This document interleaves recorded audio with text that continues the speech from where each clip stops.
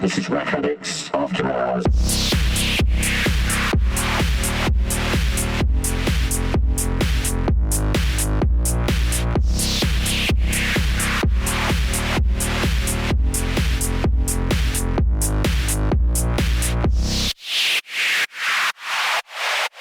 Welcome.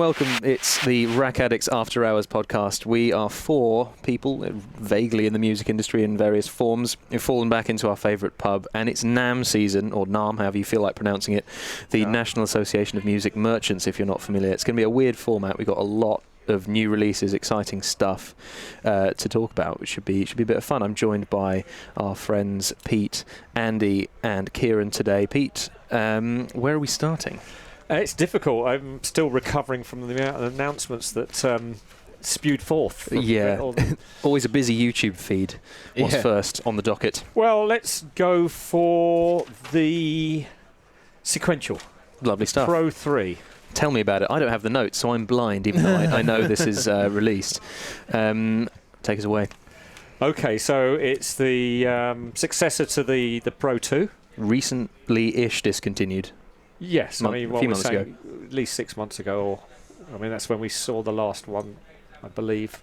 Haven't seen one in the shop for a while. No. So but there seems to be a lot more to it. They've always gone in the direction of the Korg wave state in some respects. There seems to be, in fact, there seems to be a lot. Yeah, because they've got analog and they've got digital as well. Oh, side by side. What was the original? Was digital oscillators, analog filters kind of hybrid? Was that how it went? That's my perception, but now they've got analog oscillators and digital oscillators. Cool. And they standard sort of sequential VCOs, two of.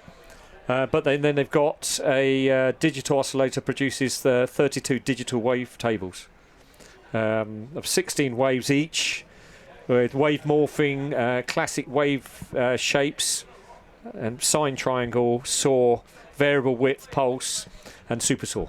Gotcha. I can't remember what it was. There was a synth recently which was like, oh yes, it's a wavetable synthesizer, but it was actually, oh no, it was the Medusa, the Dreadbox Medusa. I think this is still the case. They say, oh yeah, you've got wavetables, but you don't have the wave morphing thing, so you don't have that really nice formant-y, vowel-y, scanning through the wave tables. Weird, it's just speechy type of. Yeah, all you had on that was just, here's a strange waveform, which was kind of boring. But we do have that fun thing on the Pro 3 then. Yes, I mean it's as I say, we'll go into it a bit later on, but there seems to be a real trend that's sort of bringing back digital. Oh yeah, big way. It seems to be the rigueur. It's coming round on its head now, isn't it? Yes. The second, I think Alex Theakston described it as the second 80s. The second coming of the 80s, because we've got, I don't know if this is in the notes, but the Korg OP6, that's sort of DX7ish. Anyway, we're getting distracted.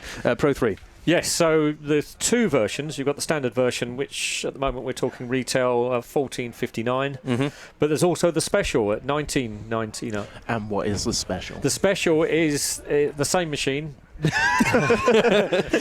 special is the same thing, but we've put a different colour on it, but so give me £200. With the addition, they've got the control surface hinging up like a Moog. Okay. Or like a matrix brute, so you're paying how much extra for the hinges? You're paying 500, another almost. £500 for the pleasure of having it hinging up. And that's it. But Andy, it looks so cool. Oh yeah, man. I've just got it on my phone. It does look quite nice. Yeah, it's got keys on. So. Yeah, there's something vintage, like a vintage feel about having that. The separate angles of the controls. It's a bit of a. It's a bit of a throwback. Oh my! I have to say the design is they seem to have updated their design ethic or the aesthetics of it. So it does look. It's got the sort of essence of sequential or Dave Smith, but it's that does look pretty gnarly 80s, right? Yeah, they've kind of redesigned this. They've sort of the stenciling, the colour schemes, Yeah, it kind of looks like it's like the Access virus kind of thing.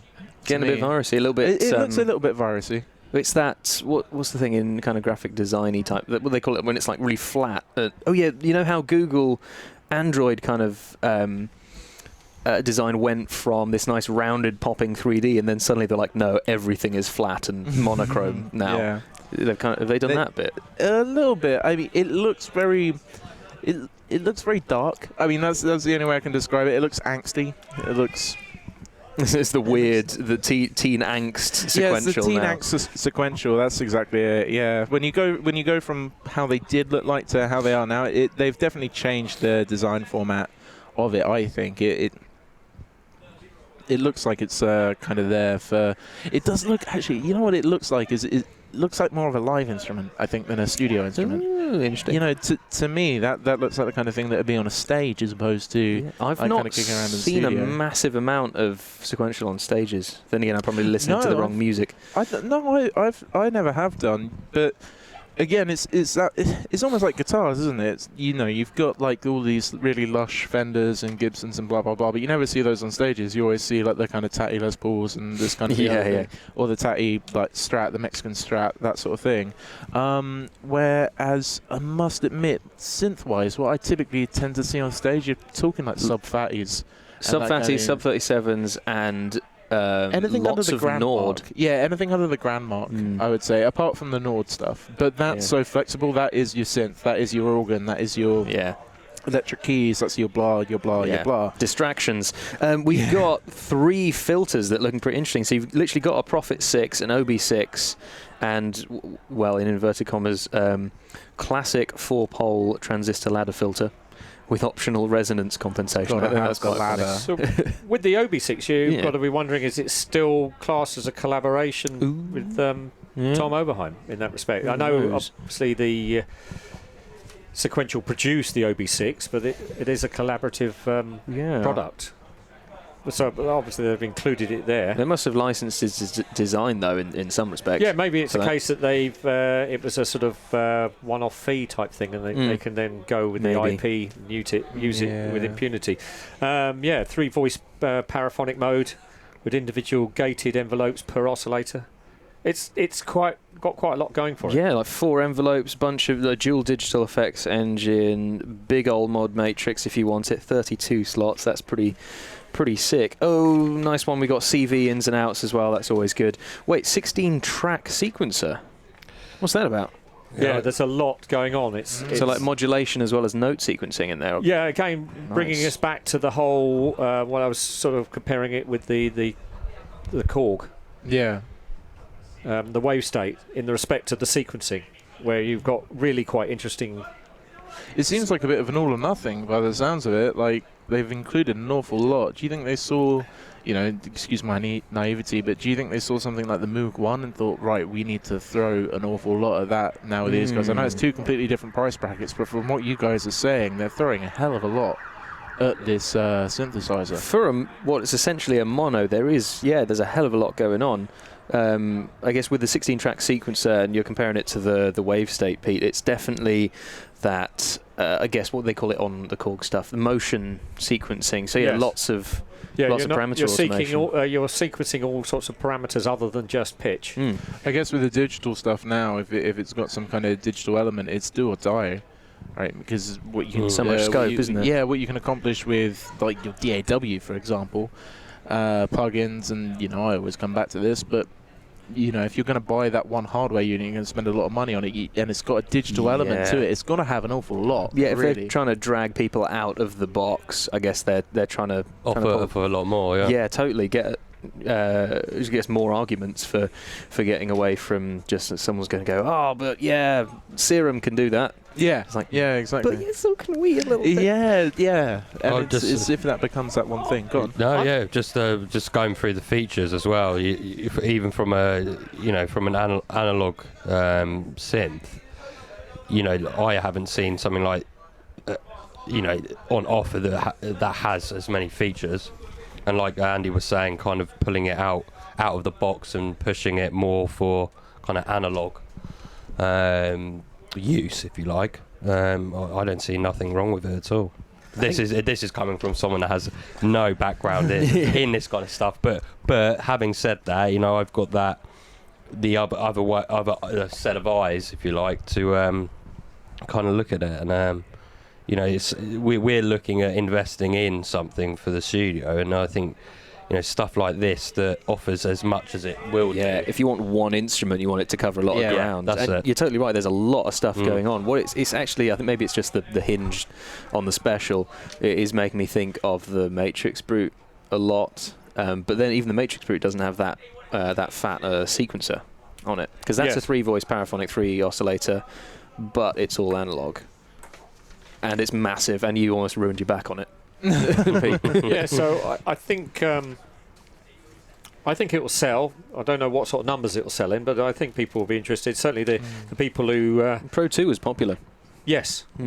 Yeah, I was almost considering one myself, because I thought it was Pro 2 was much more like the Prophet 12 but monophonic. I always thought that's the impression I've got. And what I've tended to notice on the sequential stuff, you can see elements of previous synths where they've thought, well, that works, we can combine it with this, and you go, well, that section's from the Prophet 12, let's say. That section is from, well, they even state it in here when you go to the filters, that is the Prophet 6 filter, that's the OV6 filter, and so forth. So it's logical. You've got all these designs that are tried and tested and they work, and you're just looking for different combinations of putting it together to come up with something that's new, fresh, invigorates your product line. I must admit, for something with Dave Smith's logo on it, it's not actually that unreasonably priced. It's definitely not the most expensive. In my opinion, it's £1,400 there or thereabouts. Yeah. It's not an awful lot of money to spend for what it sounds like you're getting. Compared to a Prophet X or something like that. Oh my gosh, man. How much is that? Well, the XL, which is exactly the same, just has a different keyboard, is £4,000. And then the regular one is like 2.5 ish. I'm not a massive fan of that keyboard, I don't mind saying. Oh yeah, not for the extra grand and grand and a bit. Well, but yeah, that's going to be interesting. I can't wait to actually see one in the flesh. Yeah, so I don't know. I mean, I like. assume we will be seeing one within the next 6 months in the store. Something like that. Possibly. I don't know if we had a date, because we knew about it a bit early, but I don't know if it had a definite date on the email. But we'll see. What's next? I don't know. Well, I think the next one, I'm just taking them random from the list, is the Arturia Keystep Pro. Oh man, someone sent this to me. I knew you guys would get excited about that. I could hear it. As soon as I saw it, I was like, yeah, they're going to get real. People have been asking for it for so long, and it does, to one extent, it looks like they've just bolted a Beat Step Pro onto a keyboard. I was going to say that. Yeah, for most of it. But one thing I thought, a bad thing? It's not a bad thing at all, but one thing I thought which was really interesting, because I'm trying to get a live drummer modular thing happening. The hardest part is sync, because I'm unwilling to use a laptop, also because it doesn't play nice with the OPZ. Thank you, Teenage Engineering. Anyway, there is a metronome out on this keyboard, which I think that's a really cool idea, and to be honest, just because of that, I'm tempted. Do we have a price on it? Because 339. It's not cheap. Reconsidering. Or 449 it's euros. Effectively the cost of a Beat Step Pro and a Keystep. Oh. And some. Damn. So they just kind of merged the two products, maybe added a few features and double. Yeah. I always feel it's a shame with some of this stuff. It always ends up being like a little bit of a slap in the face if someone's got a Beat Step and someone's got a Keystep that they put it together, and it's like, screw you guys. Wait, I'll save up and wait for the black edition. Yeah, exactly. But yeah, again, what I thought with the predecessors, and I don't know if they're going to discontinue them or this is just an addition to the line. No, I reckon it'll be a side by side. The Beat Step Pro and the Keystep were nice, affordable options. So the Keystep under 100. I don't know what the Beat Step Pro is. For what you're getting, it's fairly priced. Yeah. This makes it a bit squeaky, doesn't it? Because it's getting into the territory of quite expensive controllers. Oh, what, like the Novation, SL61 Mark III or whatever it's called? Because that's, £400 for it's mostly just keyboard controller and a lot of sequencer, but it's a big chunk of money. I mean, this is a beast in respect. It's 4 sequences. Are there any additional features, or is it literally that they've got the metronome that Ben was just mentioning. That's such a tiny feature, because I remember when I was considering the Keystep for the modular rig, I had a go with the Beat Step, and I found it a nightmare to use. So I don't know that I'd actually get on with this, to be honest. I mean, the problem is the OPZ's a nightmare to use, but I've just been brute forcing it and figuring it out. I think that a lot of the time that's the case with any sequencer, as I suppose you'll know, Pete, with plumbing the depths of the Digitact. I knew you were going to... Oh, Electron. Electron. Yeah. Yeah, very obtruse, to say the least. Is whenever someone comes up to me, it's like that. Do you want to see a demo of it? And I'm like... Or they're like, can you give me a demo of it? I'm like... No. No. I got so frustrated with it's it, like- I had to borrow one to learn it. It's like, but what I try and do is just like get them excited. It's like, right, if you get this, you have got an excuse to spend 3 days in your studio, in your bedroom, whatever, with a book and learn how it works. Yeah. I tell you what, I don't have those 3 days, so I'm going to rely I on you to wouldn't do necessarily recommend the actual Electron manual as the really? first point of contact for the learning. forums are good, aren't they? Yeah, forums, the Electronaut forum for sort of the stranger questions, and just YouTube videos of people just doing. As is You know, always you the want way. to do this, you want to YouTube move it. patches, you want to move a sequence to another sort of slot. This is how you do it. I can't tell you how much me and Kieran always spend in the studio whenever. I think the big one's been the RX recently on a little tangent, but the RX, the isotope? Isotope RX7. Yeah, we go through that and it's like, oh, I can hear a click, and it's a question of going through it. And I'm looking at it, trying to work out how to do it, and I'm like, right, no. Get on my phone, sit on the thing, sit back, right, YouTube. Here we go. This is how it's going to work. Fountain of all powerful knowledge. software. Talk about you said about the kind of stupid questions with searching it up with some of this stuff. The big one for me I'm a massive like kind of laptop based editing and producing, and I've got the 2019 edition Mac. Now with a lot of these sequencers and keyboards and stuff that you can buy, with the new legislation with I don't know if you guys have kind of read up on it, but with the USB-C, how every kind of phone has to go over to that now. Yeah, you mentioned that earlier, Pete. Yeah, yes. So, That's the European Union directive that potentially might coming on, which might force Apple to go completely cableless, and they would just go by power induction. And Yeah, really? yeah, but Apple would obviously going to want to keep their ecosystem as closed as possible, as they have done over the years. And the European Union are threatening to insist that all phones sold within the European Union can port to USB-C. But I've never seen a USB-C. I don't know. This is why I'm asking you guys. From a keyboard, kind of, just from MIDI. Yeah. I'm sitting in the train, and it'll pull out. You've got dongles everywhere. Dongles everywhere. I think I know one Okay. out of the hundreds on the market. That's it. That's what it's quite interesting to Because I haven't even thought about that. I haven't checked these new releases, see if they've finally got on with it and gone, oh yeah, USB-C is actually amazing. Everyone needs to get on board. Yeah. And it's great. So, I mean, from an interface perspective, I've certainly seen people making the shift over to it. You know, obviously Universal Audio is probably the easiest go-to, but even Focus right now, Steinberg, they're all doing even though it's USB 2, it's still Type-C. It's still USB 2, but it's Type-C, so theoretically, if, it goes the way that you were mentioning, it does go to USB-C. Yeah, how does that work? I've never come across a MIDI controller. I know for a fact we don't. I'm doing a really swift Google because I have a hunch that the Novation Launch Key Mini Mark III Zoom. No, it's USB 2. Yeah, so it's an odd question, but is this something from from like a consumer point of view? You'd think that if they are putting so much effort into making people move over not back to, I don't know, there's a massive market for the analog kind of synths out there, but for someone that maybe want to get into it, to be able to have something quite small, put in your laptop, on the train, everywhere is going kind of USB-C, and you'd think that it moved like that. It's a more durable connector. The micro's a nightmare for breaking apart. We had a customer recently who, actually it was a BeatStep Pro, had a broken micro USB port. It had it like a year and a bit. That's not a great life, to be honest. And he said, can we get it repaired? And that's, if you're happy opening stuff up, that's not the worst repair in the world.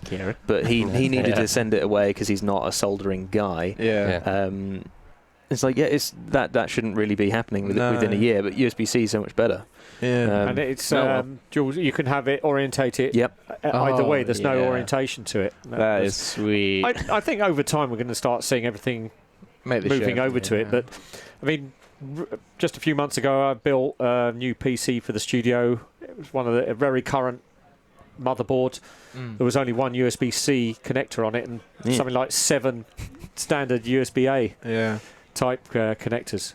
It's weird. So the majority, especially in larger PC or Mac systems, you're going to have a plethora of standard USB-A sockets. So it's just as easy for people to cater for that kind of connectivity. Yeah. I mean, does it then stop people upgrading to different things? I know that I have the money to, but if I went over to get a new MacBook, because I am, unfortunately, like you say, in the Mac ecosystem. Yeah. Same. I'm living that USB-C life. Yeah, I was going to say, one of the things that does put me off, to be honest, is having to go over to USB-C, because I don't own a single product that is USB-C. It's all either Thunderbolt 2 or just regular A. I think that's what the intention is, that they want to get everybody onto this protocol, this physicality type of plug, and it will happen. But these things take time. There's still people with legacy systems. They've got to. I mean, if you bring out a product, you can't isolate yourself from people with older systems. Yeah. So you've got to ensure that it's backwardly compatible. It's going to work for them. Because you just bring it out and go, yeah, this is great. It's the latest and greatest. Oh, it just doesn't work with my 4-year-old, this or that or whatever. Okay, well, I was going to say, moving swiftly onwards. So the OPZ has USB-C. Anyway, fair enough. Okay, next one on my list, we can breeze past this one, is the subsequent 25. So just really the updated Little Fatty, isn't it, really? Sub Fatty. Sub Fatty, that's it. Fatty. Little Fatty was the old one. Yeah, it was so the Sub Fatty. It's obviously in the black livery. Looks like a sort of sawn-off subsequent 37.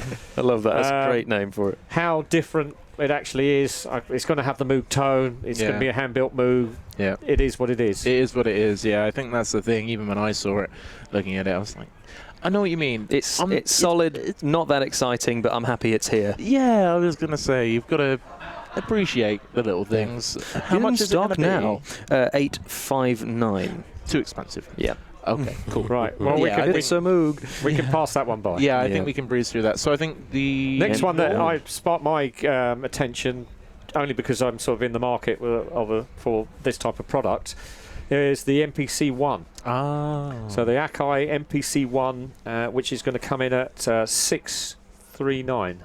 Reasonable. It's less than the Live. The Live was it 900? Oh, yeah, less. Definitely less than. Nice. I don't know what the Live is currently, or is it still current, the Live? No, it's discontinued now. This is replacing it. I was going to say, is that a replacement, or is that a... Okay, that's the direct replacement of the Live. But they were, from the things I've watched, it looks like they were a very conscious effort to get this price point to make it much more accessible. It's running the same OS as all the larger ones.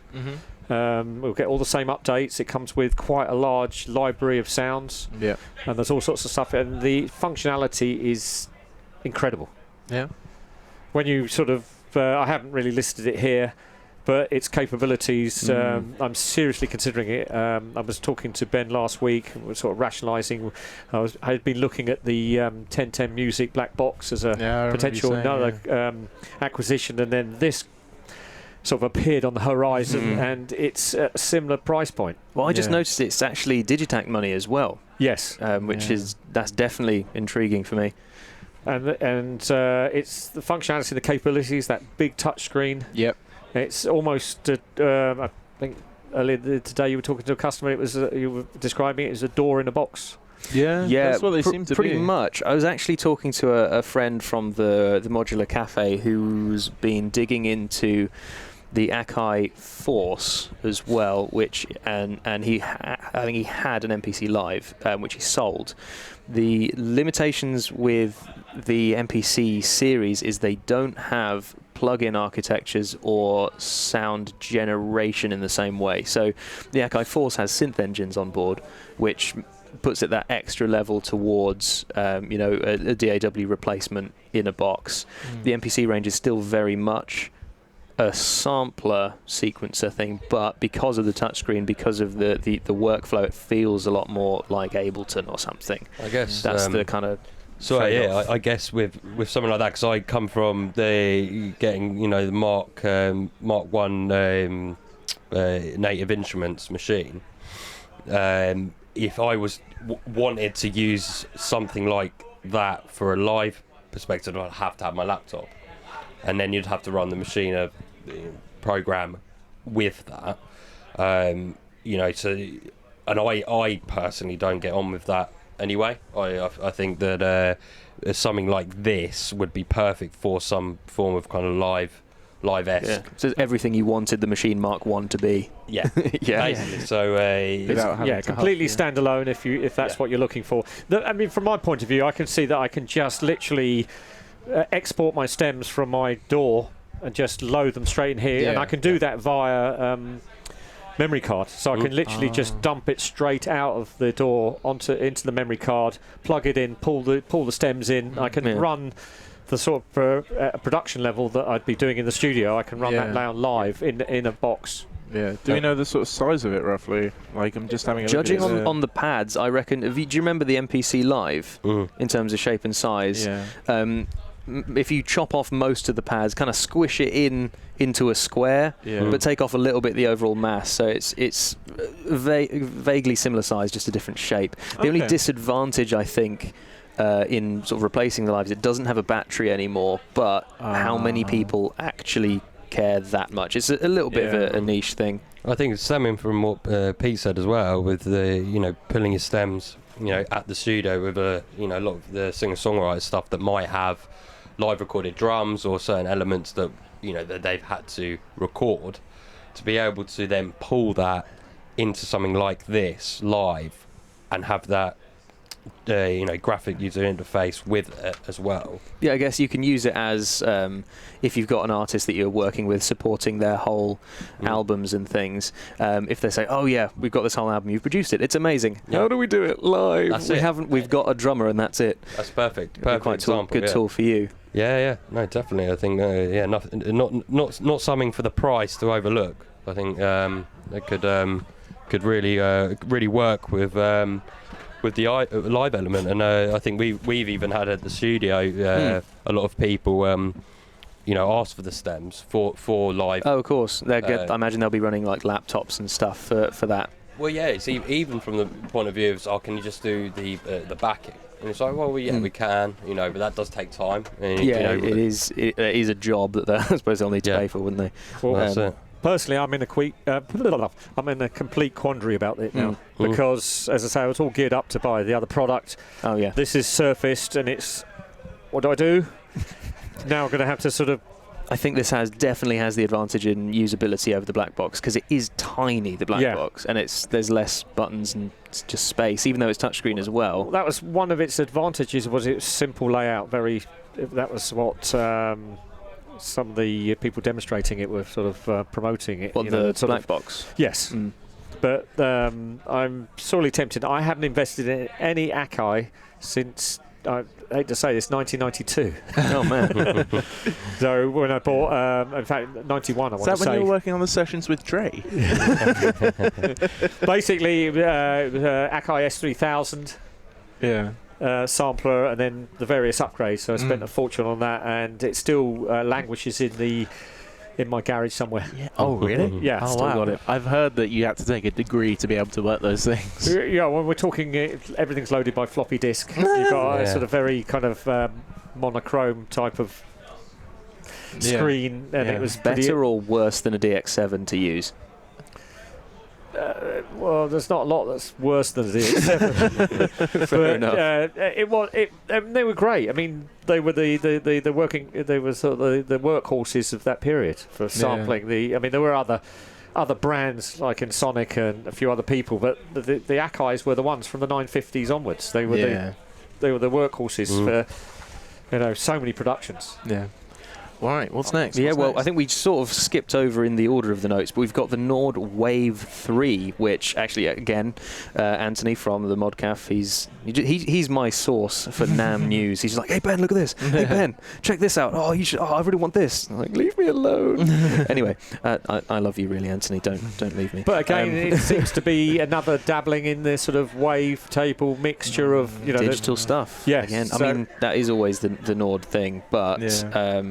I wasn't paying attention because he sent me this link, but then he told me the price, and then I stopped listening. How much is it? 2,628 is the number that we're looking at the moment.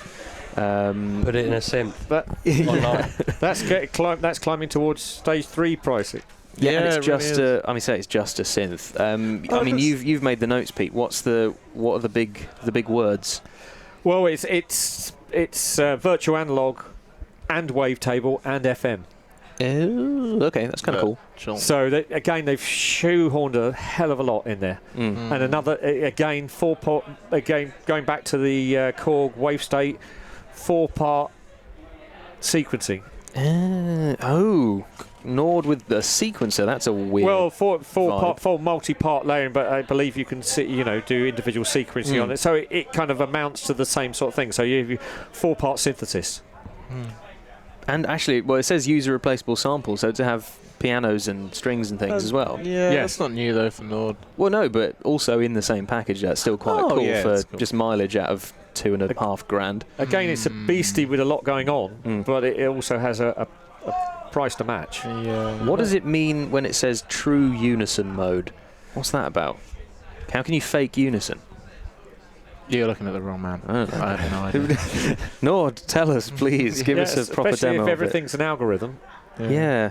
You can do anything in theory, surely. Yeah. No, my question with this kind of stuff, and I'm going to probably piss off a lot of people, but I'm not massively in, analog synth keyboard. I want to try and get, I think me and Andy, including Andy, want to try and get back into it with something, obviously, like I mentioned earlier, with the Machina Mark 1. Now, with this kind of thing, now if they're spending so much money on developing it, why not just put it as a download and have it as a plug-in synth? There are certain elements of how you're actually generating and doing the calculations for digital synths. There are certain situations. This is something I hope you've got more brain on than me, Pete. There are certain situations where specialized FPGA chips will actually be more efficient in running this kind of stuff. So, for example, maybe you port this kind of direct architecture onto some software that can, you can use it in a DAW or whatever. It might just really bog down your computer just because of the way those CPUs are designed. Am I chatting absolute custom nonsense? circuitry, basically. Even though it's digital, it's got its certain own elements feel. are uniquely designed. The other thing about Nords, they're a player's machines, so it's all about the sort of tactility, the control surface. They're a bit. I always regard them as a bit cultish. Your Nord users, they know what they like. Yeah, and Nords are so iconic as well. Yes. But then, if you're part of the crowd, you're part of the crowd. You know straight away when you're, obviously I recognise it when I'm at a gig and you see the red logo and Nord. Then, they're going to sell, but not. I don't see them selling in the same numbers as something like a Stage 3. I don't think the synth side of it has ever been as A as Wave popular 3 as the- customer is not an analog synth guy. No. That's Okay. my gut feeling. But a Moog customer would be. But then you look I at... don't think anybody who's a big Moog person, I don't think they're going to touch that either. I think this might be a good accompaniment to, so maybe if you've already got a Piano 4 and you're looking to expand your Nordness, or maybe you've Going just full you've Nord. got an Electro which is it's covering your organs and electric pianos and so forth. No. Now there's just dead space. We've got another little page on these notes. We've got, once again, we must return to the world of the B word. Behringer doing more and more things. I actually had these on my little modular section, but we can do these guys here. They've certainly taken another big dump. Haven't they? They totally have. There's always seems to be equal parts people who are super annoyed about it and people are like, oh, I can't wait, it's going to be amazing, because it's always super cheap and super accessible, but then the snobs go, oh no, but I'm sorry, they're taking away after they've spent $8 grand on their Moog 1. Yeah. So we've got Behringer System 100, which is going to be the Roland System 100 modular cloney type stuff, and System 55, which they showcased in their Eurorack case as well. That's the Moog modular stuff. It's been teased for ages. We haven't seen it. We haven't heard it outside of YouTube. I don't know what it's going to feel like, what it's going to look like. But some people on Facebook did notice something quite interesting, which I guess is going to be a bit of an insight into how Behringer is actually making these clones. A lot of the time it is literally just a complete copy and paste. They might have sorted out the scale of the thing and the power situation, but it's an identical circuit it's just surface mount and small and cheap, because back in Deer Lake there was a different polarity for triggers in this kind of modular world, and now with Eurorack and more modern modular things, Moog used to be the opposite polarity. Their Mother 32 is now agreeing with the overall polarity for triggers. But these Behringer ones are both the opposite polarity because they cloned those old circuits. So now, if you're trying to trigger these new modules, why is this cracking you up so much, Ed? I just think it's typical. It's so nerdy, but because these new modules have triggers that are upside down, everything's going to flam unless you kind of go through an inverter and sort it out. So that they've... Sorry, I know why I find it funny. Why? It's really one of those be careful what you wish for type things. People always say, I wish. And I was the same thing. I wish they'd just make those things, but do it cheaper. Yep. And then this you is end what up we with get. just like, Oh, no. you've got the exact Our same. triggers are upside down. Oh, no. Exactly. You've got the exact same. It's like, on a tangent, it's like when people say, oh, I wish we could use tape for recordings and things like that. It's like what people forget are the razor cuts from having to do the editing. And if they brought tape back, you'd start getting those things again. It's the exact same. People forget how much of a pain that those old machines were, because they were still trying to work things out. And this is exactly the same kind of thing. It's be careful what you wish for. We'll do it, and we'll do it exactly the same. I do and you like have it. all of the problems. I like that. that. I like they've got some balls of the amount they have copied. Yeah. They have got, Man in High Castle with his all of the emulations of like, And his new Chinese factory that he's built. I'm going to emulate that. Stuff it. Yeah, I mean, what have they cloned like all of the modules that were available for the historical? Yeah, good. Which one were we talking about? The 100 either. or the 50? Yes, they've really. Oh wow, they've gone and done it. No, do it again. We've got a bit of accounting. So we're talking 11. 11 System 100. And let's go for 1, 2, 3, 4, 5, 6, 7, 8, 9, 10, 11, 12, 13, 14, 15, 16, 17, 18, 19, 21 Moog modules. Yes. I don't think the sequencer's on there yet. Oh, wow, there's more. Yeah, there's more. Because there was a big gap in the case on the video, wasn't there? Yeah. Well, did you see at the end of the video, and he stopped the video, the I didn't watch Behringer it. guy, and he goes, we've just had this in the post, just cut away, and he had the, look what we've just arrived in. It was the big step sequencer. Fresh from China. Yeah. Amazing. Well, we've got a lot more modular stuff to jump into, because now that is actually a big part of NAMM. Let's get going with the Modular Cafe section.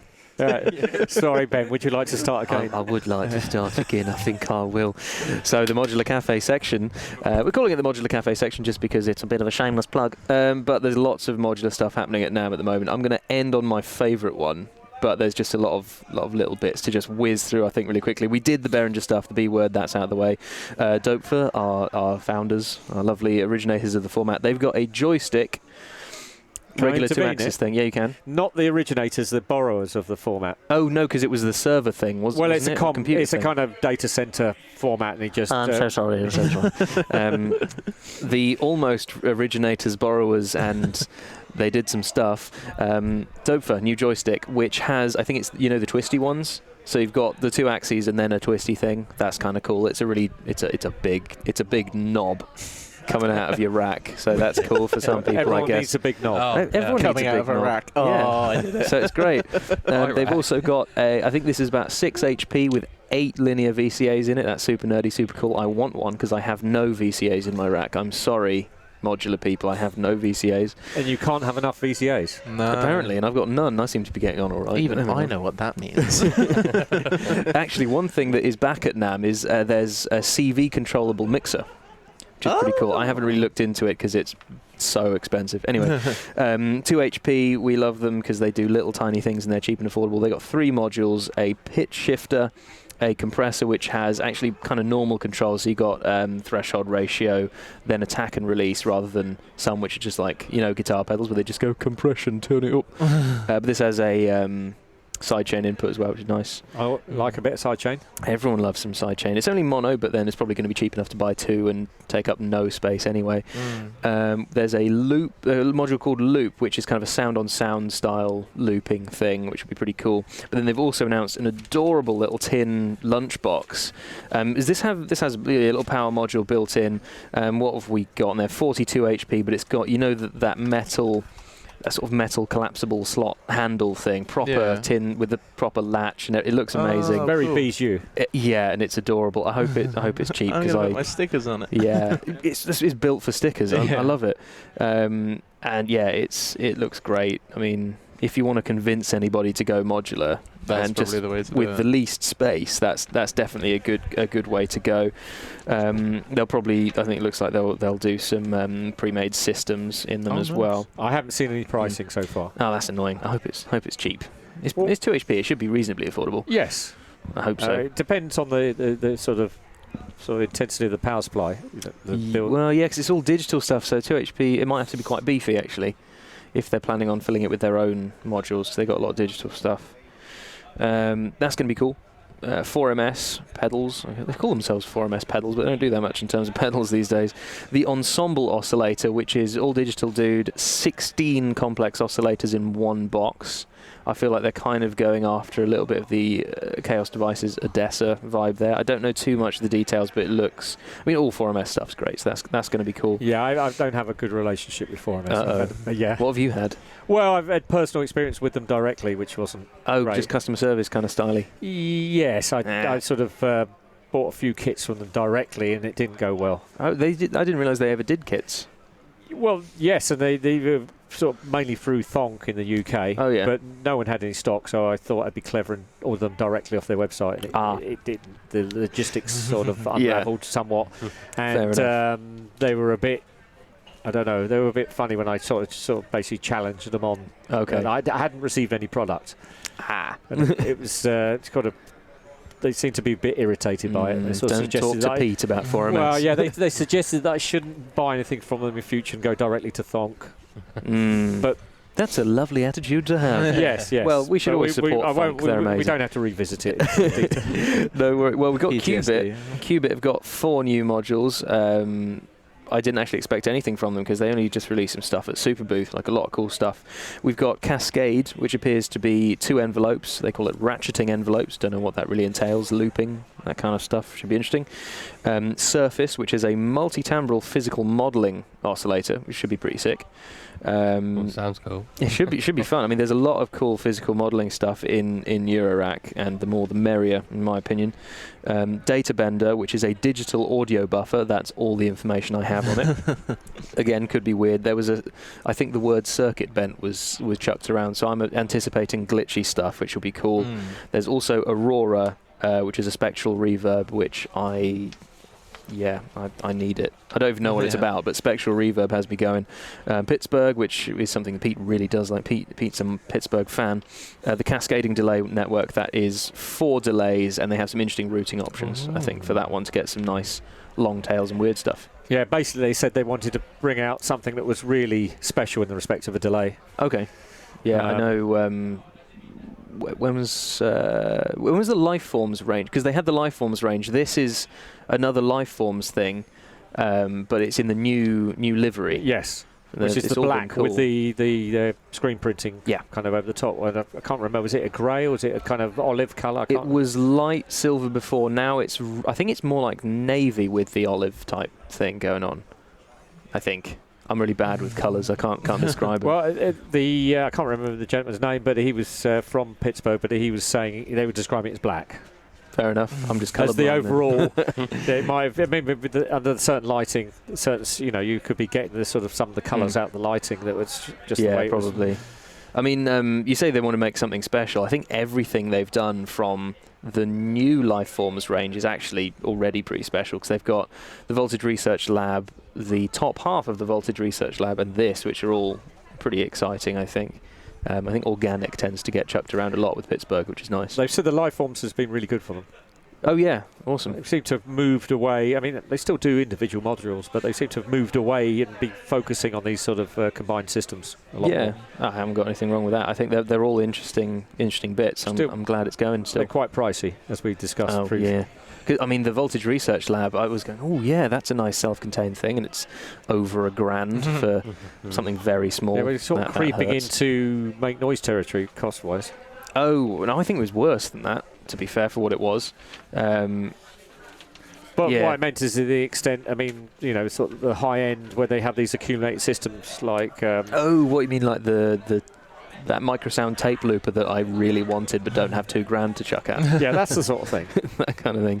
You said that there yeah. was some kind of pedally outboard bit. Oh, as well. we're getting there, Andy. We're going to finish on that because it's going to tie in nicely to the next section, which will be lots of studio stuff. Lots of you studio boys, you'll be in there. We've got some noise engineering stuff. We have a stereo oscillator, which is a cool idea. I think most of these are going to be digital. This is called Vert-Itter. If you're not aware, noise engineering like to name their things in Latin just to be annoying. Univer-Itter is a MIDI to CV thing, 8 configurable outputs, TRS MIDI in and out if you want to go for the 3.5 mil thing instead of a DIN plug. Then also Desmodus Versio, obviously. That's a reverb, which again, I'm a reverb junkie. I want to know about that. I'm pretty sure there's videos out on these, so Sonic State have done it. There should be some good audio to check out. I just find the whole Latin thing confuses the hell out of me. Well, yeah, 'cause it's really, they're just impronounceable, so you end up abbreviating them, like Basimilus Iterritas Alter. What's that about? Why? Who cares? Anyway, the great modules. I would though, just go, besides that oscillator that sounds like that. Yeah, that's the one. Well, the one that I've got, the angry one. Yeah.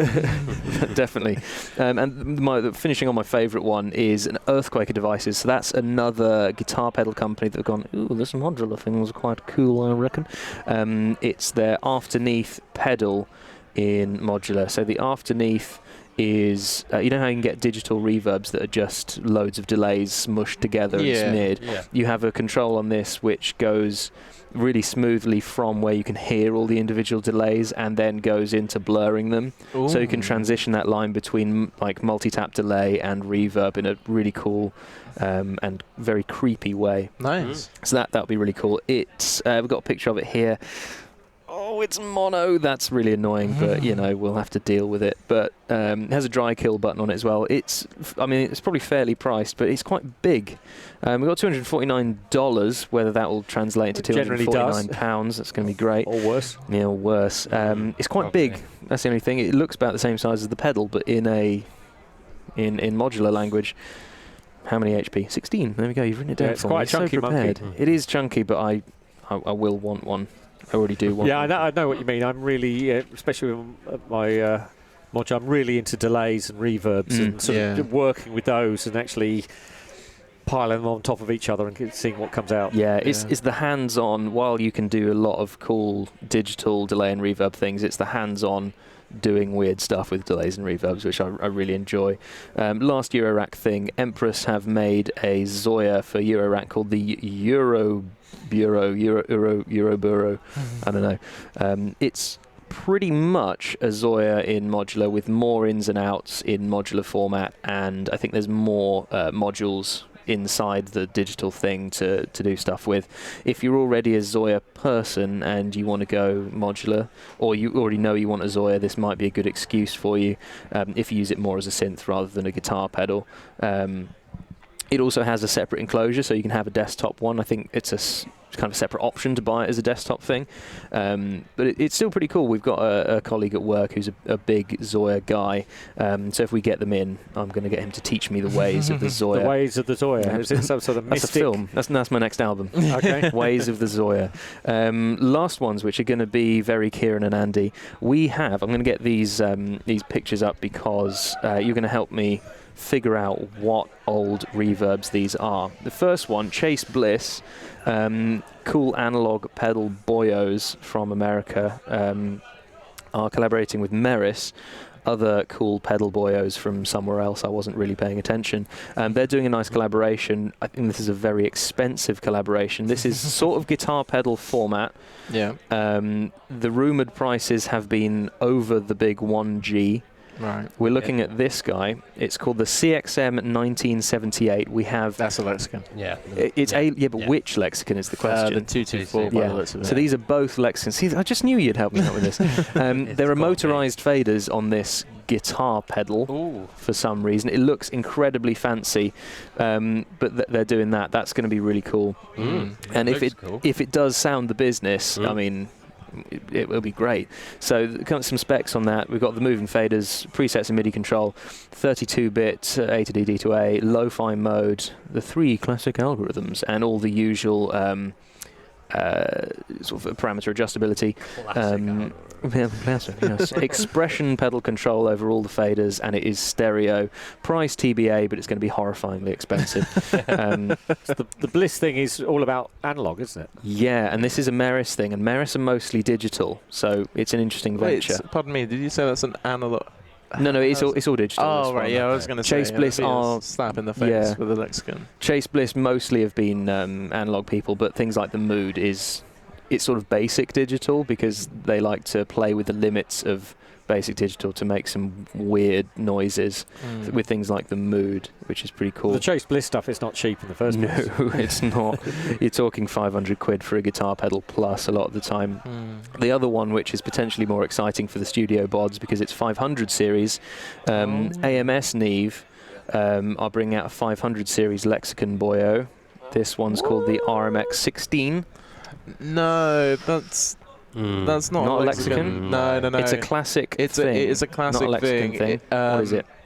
AMS way back when did do it was a 19-inch rack thing on the same basis. It was a delay, which I'm right in thinking, is that a delay or is that a reverb? I don't know. Well, this is a reverb. It says really, reverb. And so we're looking at it. It's very square. We've got the classic keypad with 1 to 0 A, B, C, and D. Interesting. So I'm pretty sure it is a reinvention of an old thing, but apparently not a Lexicon then. No, AMS did do. They had a thing, so it's just their own thing. Okay. Yeah, it's their own thing. Is that an old school LCD on there? Or Oh yeah. It looks. it's just the way it's, or is it It just the way looks it's pretty OLED, to be honest. Yeah. I can't see any pixels in there. That's a difficult bummer. to tell. I wish they'd do it as the old school thing. And Yeah. $1,250. Wow. There we I go. don't know, it's like how much it would cost you to buy an original one. It's the debate we always have on these things. Oh yeah. It Buy sounds original cool. or get the new thing. I can't get into the 500 series stuff personally. Yeah. I've tried my best. So I've been told the way the power works on this, that, and the other. There's a headroom thing that people keep It's a mentioning. headroom thing. It makes sense. It does make sense, but I just can't get into it. It's almost the same kind of thing that stopped me from getting into the modular side of things, is because you've got to buy the rack to go with it, and it's that initial cost of the rack that does nothing. and it does nothing apart It's from not power, an all of the exciting, things that flashy you haven't thing. bought because you've already spent the money on the rack. Yeah, well, that is the end of the modular rack thing. The Modular Cafe section is over. Which Universal Audio, brings us Luna, nicely, yeah. take it away. Well, really quickly, because Yeah. I'm gonna start this off because unfortunately for Andy, I've had an hour here before you got Oh, here. you've been reading up. So I've been fizzing through some stuff. Unfortunately, there was I think this probably kicked off when they've had some form of live announcement as well. That goes a bit more deeper into everything. But I think Luna is a thing, and it's come out from what I've seen online and what I can kind of tell. I do agree with them that the reason they're not calling it a DAW is because they don't want to call it a DAW. They don't want to call it a DAW, and I think they don't want to call it a DAW because they know it won't be able to compete for the likes of Logic and Pro Tools. See, this is the conversation that we were having before, all four of us, before we got down. If you're already on the UAD platform, you're already probably using Logic, or you're already probably using Pro Tools. What makes me wonder, in the back of my mind, is that they've just released the Arrow, which is accessible. It's £500. It's not an awful lot to spend on it. So is in that between like Logic and Pro Tools? Yeah, really? is that like the Pro Tools first, Logic. It's Universal Audio's GarageBand. Yeah, is it Universal Audio's GarageBand, or is it what is it? Are Universal Audio going to start going the SSL way, which is probably another thing? I didn't think this was available for Arrow users. I thought it was Apollo users only. And it's No. spring 2020. This And it's one. free Yeah, to it's- Apollo owners, it's free to all Apollo Apollo owners. owners, even. Thunderbolt. That's Yeah. the big one. Yeah. Yes, it is, because it's Mac only. Yeah. Yeah. So the big thing I've kind of looked at it as well is that I don't think they've called it a door because of the workflow. You've got to kind of use it. They're moving away from using this program as a standard DAW where you can produce whatever you want and you can workflow however you want. They've got a Neve 80 series summing mixer added on for a certain price. We don't know how much that's going to be yet. Oh yeah, I thought, this is all free, but then, oh wait, there's an added extra. No, there are so many add-ons to this thing that are really... this is starting to grate me. Yeah. I must admit with it. It's, we're going to do the Moog. Oh, yeah, that'll be, what, X amount. 250 Yeah. quid. Oh, we're going to do the Studer. Oh, brilliant. That'll be 250 quid. We're going to do the Neve Summit. That'll be 250 quid. And that it kind of stems really nicely with what we were talking about a couple of days ago before the announcement, is that I think Andy said, is this going to be the equivalent of Logic's GarageBand, and then you get it free with whatever Apollo integration you've got, and then you spend a bit more to get it the full access, if you like. Or like I think they've done it, is where you get it all free, but you pay for the good stuff, basically. Yeah, pay to play, basically. Yeah, and I think the way that, like, for example, I'd use it in a studio, and I think we touched on this before the podcast started, is that their whole ethos with this is zero latency, analog capabilities from a digitally. The big inverted commas chucked around here. The workflow is going to be different than your normal DAW. That's why they're not going to be calling it a DAW. Yeah. So, see, to me, it almost sounds like the way that I would use it is as a summing tool. A virtual summing mixer. A virtual summing mixer, which is stupid because I already have the Danger Bus. but that's what they've. That seems like what they've done because with they've the got the Neve. 800 series. It's a summing mixer. I think the way that they're foreseeing people using this would be you'd have your session on Logic, and then you'd go into that, and you've got, you say, typical drums, bass, guitar, vocals, backing vocals. You'd do a bounce down of all of those elements, and then you'd bring that into Luna, where you can run it through the virtual tape, where you can run it through the virtual Neve, and then you'd start putting those bits into it from that point of view and sum out your master. Yeah. The only thing that kind of throws that off is that obviously there's piano roll in there. There is, right. but I was going to say, that brings me nicely. That's what's throwing me off, is that they're doing piano roll and things like that, and they've done the Moog. But is it just the Moog? Because that's pay to play. Yeah. Now, is it that they roll it off where, okay, we're not going to sell this as a DAW, but actually you can use it with third-party VSTs? I don't think they'll do There's that. audio unit support. There is? Yeah. Right, well, this throws it massively off them, because I didn't know that. And with the interview that I've looked at with Universal Audio today, they've said if you're used to Pro Tools and Logic's key commands, you're going to be pretty much there with it. So is it a gimmick that they're saying it's not a DAW and it's just, pricking everyone's ears? I think they're trying to get that, because when it first comes out, you said this earlier, Pete, you're going to wait for 3 big versions in before it's actually even usable. In the first version, if they're saying, yes, this is a flagship DAW, and they're going to, actually, it's terrible. Yeah. This doesn't work, that doesn't work, this is not working. And I think the thing that's going to put us off, like you say, is that to get it, you've got to be in the Universal Audio bubble to begin with. What was the point I was trying to make earlier? That it looks like they're trying to enclose themselves into an enclosed ecosystem. So if they a bit like Apple, if they can get you sitting on their door, using their audio interfaces, using their plugins, using their add-ons, and it's enclosed. it's just another way of keeping your, buying you into. If you buy into it, keeping you in. Well, the thing is, I don't think it will work that well without proper audio unit support. Because No, 100%. you guys, let's say it is completely only Universal Audio stuff that works with it. You two are going to be the only people able to use it because you've got tons and tons of DSP cores. Everyone with a quad Apollo or something, they're going to open it and they'll be out of DSP instantly. I mean, you say that as Surely. well. If they didn't add audio units to it, we wouldn't be able to use it because I use waves an awful lot. I use sound an awful lot. I love the UA stuff, but there's a time and a place to use it, whereas the sound toy stuff has its own advantages, and the same with the wave stuff. So is this going to be running off the DSP resources in the audio interface? See, now No, that's a good it question. is. It is from, I think, the Neve perspective.